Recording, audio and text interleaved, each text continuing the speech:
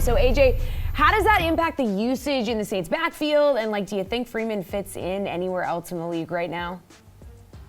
Well, I'm not sure where else he could fit in. I think he'll find somewhere. Obviously, guys are going to get hurt and banged up, so there'll be a spot for him. I'm not exactly sure where that'll be. But as far as the team goes, look, the heavy workload was always going to be carried by Alvin Kamara. So the news doesn't really change much there in terms of how their offense is going to run here. Between the rest of the guys, I do think it could be more opportunities for Tony Jones. I think he outperformed Latavius Murray during training camp.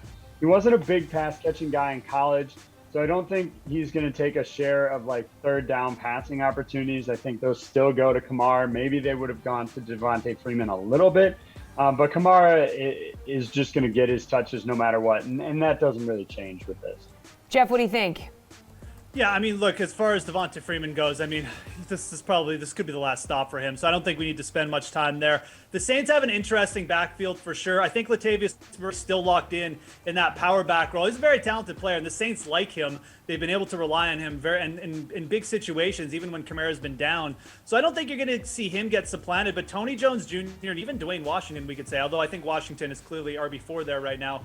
I think Tony Jones Jr. becomes interesting from the fact if one of those guys got hurt. If Kamara went down, you'd probably see Jones fit into more of the power back role. And maybe even if Murray goes down, or maybe they both go down, because look, it's running back in the NFL. Things can happen.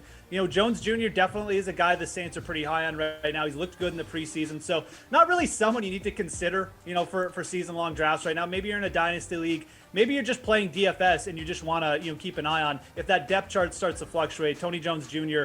with the Devonta Freeman, obviously, release is all of a sudden, locked into that 3 role.